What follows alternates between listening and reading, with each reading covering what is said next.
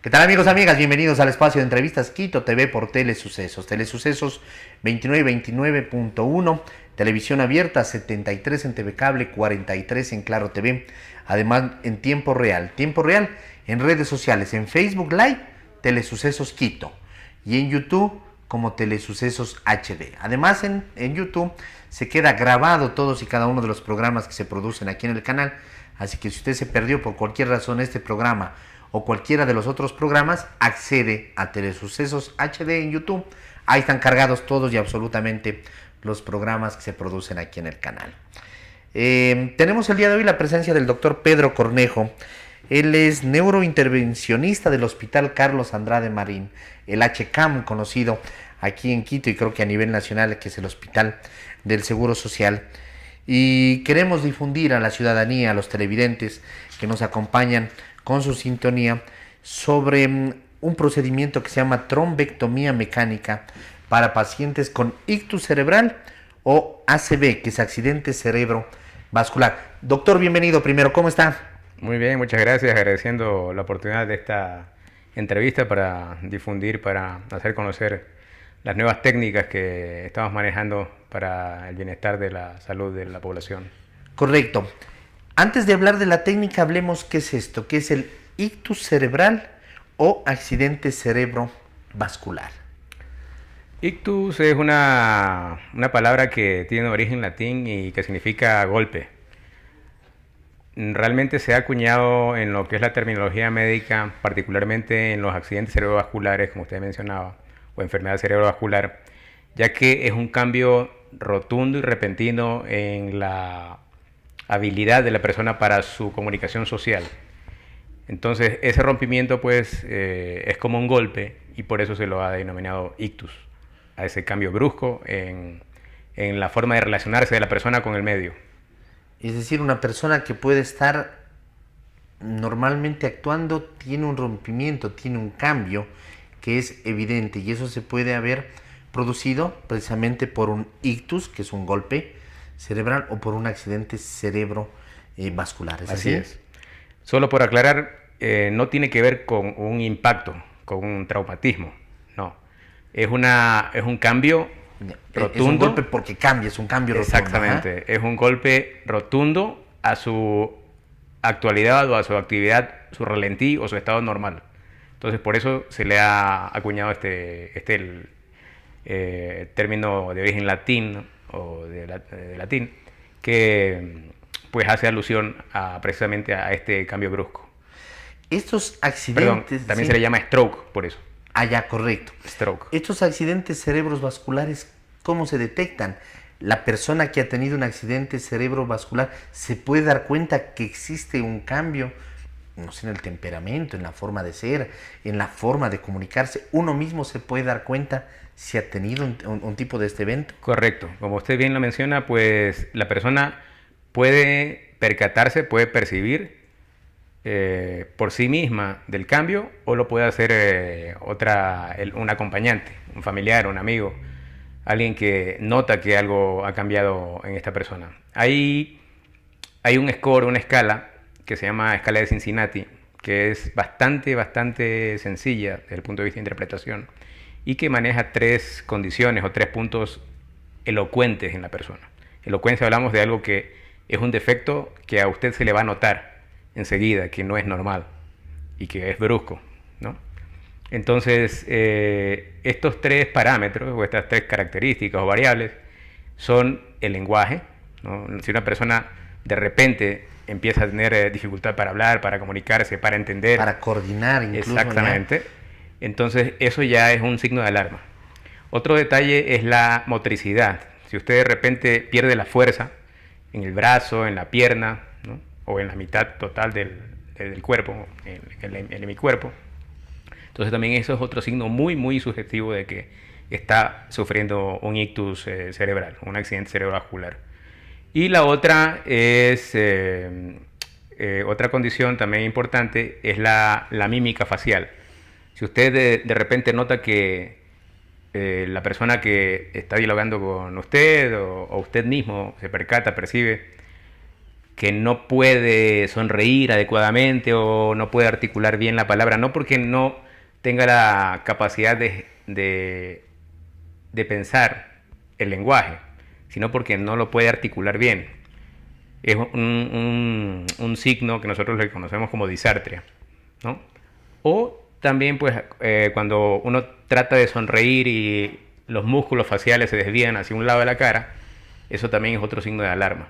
Entonces, esos son los tres componentes fundamentales y los más sencillos que están bastante bien establecidos y descritos como escala de Cincinnati para detección de un ictus vascular cerebral. La mímica facial, lenguaje y motricidad, así es. Ya, es muy importante para nuestros amigos televidentes podamos tener una referencia de qué es lo que puede estar pasando con uno mismo o con las personas que son cercanas a nosotros y en las cuales identificamos algún tipo de cambio en este sentido. ¿Qué razones, qué circunstancias pueden producir y llevar a un accidente cerebrovascular? ¿Qué puede llevar a eso? Ya, es muy importante lo que está preguntando usted. Generalmente los eventos cerebrovasculares, sobre todo los isquémicos, porque hay dos tipos, hay hemorrágicos y isquémicos, pero vamos a tratar de enfocarnos en los isquémicos, que es donde más falta nos hace tener una estrategia y una gestión de salud adecuada. Como decía, los factores de riesgo que llevan a este colofón, que desembocan a esto, que desembocan en este evento cerebrovascular, algunos son modificables y otros no son modificables. Por ejemplo, vamos a empezar por los que no se pueden modificar. Los que no son modificables son la edad. Uno cuando envejece, naturalmente las arterias se hacen más duras, se hacen más lábiles y predisponentes a padecer cualquier tipo de lesión en su pared. Entonces eso no se puede modificar. Otro es la carga genética. Si usted tiene un antecedente de familiares que pues tienen predisposición o han tenido historia de enfermedad cerebral vascular en su familia, ¿no? en sus familiares de primer y segundo grado de consanguinidad, entonces hay una alta probabilidad. De que usted también los pueda tener. Y eso no se puede modificar. Estamos hablando de cosas que no se pueden, ni la edad ni tampoco la herencia. Pero hay cosas que se pueden modificar, pero que son a la vez pues, factores de riesgo importantes, muy importantes para el desarrollo y la desembocadura en esta enfermedad cerebrovascular, que son el tabaquismo, el cigarrillo, la obesidad, sedentarismo, hipertensión arterial, diabetes, dislipidemias y, bueno, algunas otras condiciones metabólicas que son un poco más raras. Pero los que acabo de mencionar son las más frecuentes y con posibilidad de establecer un control, por lo menos. Y que al establecer un control, yo entro ahí en el tema de la prevención y puedo decir, a ver, si estoy siendo sedentario, si estoy fumando, si tengo sobrepeso, etcétera, etcétera, dentro de los factores que usted ha hablado, puedo tener un riesgo alto de tener un accidente cerebrovascular. Así es. Eso si le sumo factores que no son modificables, como de pronto la carga genética o la edad, aumentan mis probabilidades. Entonces yo dentro de la prevención puedo dejar de fumar, puedo bajar de peso, ¿no? Puedo hacer deporte, dejar el sedentarismo, etcétera, etcétera. Esos son temas dentro de lo que es la prevención. Así es. Está entendido. Eso entonces es profilaxis. Ajá, correcto. Cuando ya hemos pasado el tema de la prevención y lastimosamente una persona ha tenido un accidente cerebrovascular, ahí viene seguramente este tema del procedimiento que vamos a hablar, que es la trombectomía mecánica. ¿Es así? Trombectomía mecánica, así es. Correcto. Cuéntenos de este procedimiento, en qué consiste, qué es lo que se hace, es invasivo, no invasivo al paciente, etcétera, etcétera. Ya, es un procedimiento mínimamente invasivo. Ya. Es un procedimiento mínimamente invasivo porque se accede a través de la vasculatura, del sistema arterial, generalmente por vía de la arteria femoral, por una pinchada en la ingle a la arteria femoral, hasta el sitio de oclusión en el cerebro, ¿no? Y una vez que uno accede hasta el sitio de oclusión, lo que hace es con un dispositivo que puede ser un dispositivo de aspiración. Hay un nuevo sistema que hace poco se acabó de aprobar por la, bueno, no tan hace poco, pero hace unos pocos años, no más de 5 años, que se aprobó por la FDA, que es la aspiración de primer paso, la trombectomía por aspiración de primer paso, un sistema que en inglés las siglas son ADAPT, y que es una alternativa muy muy buena desde el punto de vista de facilidad, de rapidez, de efectividad para la recuperación del trombo que está ocluyendo una arteria. Esta aspiración saca un trombo, es un tumor, un coágulo. Un coágulo. Sí, cuando hablamos de trombo, estamos hablando de un coágulo en lenguaje un poco más coloquial. Sí. Ya, y eso lo aspira, lo saca. Y se vuelve a reperfundir la circulación cerebral. ¿Qué pasa con el paciente? ¿Queda alguna secuela después de este procedimiento? Ya, a ver, la gran mayoría de los accidentes cerebrovasculares isquémicos no tienen oclusión de vasos mayores, que es el sitio donde uno podría aprovechar esta ¿Qué es lo que técnica. pasa con los hemorrágicos, en cambio, seguramente? Sí, Ya, exactamente. correcto. Entonces, la gran mayoría de los accidentes cerebrovasculares isquémicos son de territorios distales. Y la terapia actual, el protocolo actual que estamos manejando, particularmente en el Hospital Carlos Andrade Marín, que ya viene funcionando desde hace unos años, es la trombolisis intravenosa. Esto es aplicar un fármaco que se llama RTPA o activador recombinante plasminógeno humano, y este fármaco químicamente lisa o diluye un coágulo, sobre todo cuando el coágulo es fresco, ¿no? Cuando tiene poco tiempo de haberse instaurado el cuadro.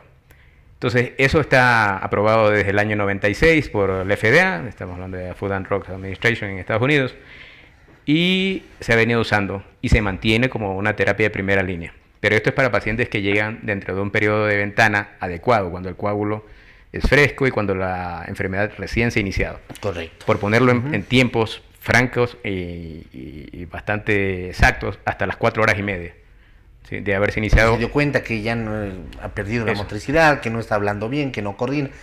Enseguida al hospital. Y eso ayuda bastante al tema del Claro, procedimiento. ese es el manejo fresco. Ese es el manejo inicial. Ya, correcto. Trombolisis intravenosa a través del RTPA, este fármaco que se llama factor recombinante de plasminógeno, activador de plasminógeno humano. Entonces, cuando el paciente no se recupera con este fármaco, o el paciente ya no llega en esta ventana terapéutica, porque así se llama, ventana terapéutica, de las 4 horas y media, el paciente es considerado para hacerle trombectomía mecánica, este nuevo sistema de aspiración del coágulo. Ya que este procedimiento que usted nos ha contado y que es mínimamente invasivo. Mínimamente invasivo. ¿Cuánto dura esto? ¿El paciente tiene que quedarse luego en el hospital, internado durante algún tiempo, bajo observación?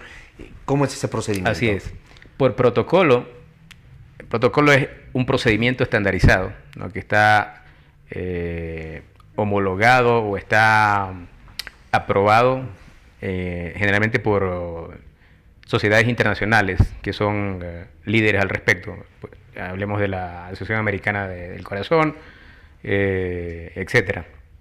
Entonces, por protocolo el paciente tiene que quedarse, así mejore ostensiblemente, inclusive aunque llegue a recuperar su estado inicial, su estado sano, por decirlo entre comillas, debe por protocolo quedarse en una unidad de cuidados intensivos por lo menos un día, bajo la vigilancia de los médicos intensivistas de terapia intensiva, y luego ser descargado hacia el piso, hacia hospitalización de neurología, que es el siguiente paso en el flujograma. Correcto. Doctor, esta es una tecnología que la tiene el CAM, el Hospital Carlos, el HCAM, el Hospital Carlos Andrade Marín. Seguramente se han realizado algunos de estos procedimientos, ¿no? Debe de haber una buena acogida. Esto es importante porque es un servicio que está dando sobre todo a los afiliados del seguro. Realmente no es tanto como uno quisiera, porque uno habla porque se apersona realmente del enfermo, ¿no? Uno no lo ha utilizado tanto como quisiera, o no ha sido posible aplicarlo tanto como se debería, porque tenemos un sistema de salud que todavía le falta engranar muchas cosas desde el inicio del código, ¿no?, desde la alarma, o la identificación por la población hasta que pueda llegar al hospital y sea tratado en una unidad de referencia o con la complejidad que se necesita para tratar esto. Entonces, ¿Qué pasa si no es tratado a tiempo? ¿En qué puede desembocar? correcto. Entonces, hay una frase que dice que dicen los ingleses, bueno, los que hablan, tienen habla inglesa, el tiempo es cerebro, de time is brain o the brain is time. Entonces, si usted ya llega pasadas las 8 horas con una oclusión de vaso mayor en territorio de circulación anterior, nosotros tenemos 2 territorios de circulación dentro del cráneo. La circulación anterior, que da irrigación para lo que es la parte anterior de los lóbulos y de los hemisferios cerebrales, y tenemos una circulación posterior que es para el tallo, ¿no? Para todo el tronco cerebral. Entonces, cuando uno ya pasa o la persona llega afectada por más de 8 horas en territorio de circulación anterior, ya no es candidato prácticamente para ningún tipo de procedimiento, ni intravenoso, ni farmacológico, ni químico, ni tampoco mecánico. ¿Qué pasa ahí, doctor? En ese caso, pues ya hay que asumir las consecuencias de un infarto cerebral. Y en el caso de circulación posterior en el tallo, pues se espera, bueno, la expectativa de posibilidad de tratamiento es hasta de 12 horas. Entonces, en circulación anterior tenemos un límite, pero un límite entre, haciendo una evaluación previa, hay que hacer una evaluación angiotomográfica, de perfusión, también se puede hacer con resonancia magnética. Cuando el paciente ya llega pasadas las 4 horas y media, que es el límite estándar para terapia intravenosa, debe ser sometido a otros estudios de neuroimagen avanzado y luego tomar una decisión. Correcto, amigos televidentes, esto es importante, todo lo que estamos tratando con el doctor, porque pueden haber situaciones en las cuales nosotros nos encontremos solos, pero nosotros sí podemos determinar eso. Pidamos ayuda, que alguien nos lleve, o nosotros tomemos un taxi, alguna cosa. Entre menor tiempo hagamos en llegar en este caso al Hospital Carlos Andrade Marín, de ser este caso, y que se pueda resolver y se pueda dar cuenta qué es lo que está pasando, es mucho mejor. No alargar el tiempo, no decir, ya me ha de pasar, ¿no? Los signos que usted ha dado, el tema del lenguaje, la motricidad, la mímica facial, son alertas importantes y determinantes que usted las ha dicho y que son del código de Cincinnati, que es muy importante, identificables, y que ustedes también como doctores la van a identificar inmediatamente de qué se trata y que es precisamente un tema de accidente cerebrovascular. Así es. ¿Qué pasa cuando este accidente cerebrovascular es del orden hemorrágico, en cambio? ¿Los síntomas son similares? Pueden ser parecidos, por eso una vez que se activa el código ictus, ¿no? Ictus que todavía no sabemos si es isquémico o es hemorrágico, claro. Es fundamental un estudio de imagen que se llama tomografía simple de cráneo. La tomografía simple de cráneo nos va a ayudar a decidir si esto se trata realmente de un evento isquémico o si es hemorrágico. Y según eso, pues las líneas de flujograma o las líneas de actuación son totalmente diferentes. En el caso del ictus isquémico hablábamos de que estaba el paciente dentro de una ventana terapéutica en que podía ser susceptible o tratable con fármacos intravenosos, con el RTPA. Pues se puede proceder si es que así lo determinan los hallazgos tomográficos.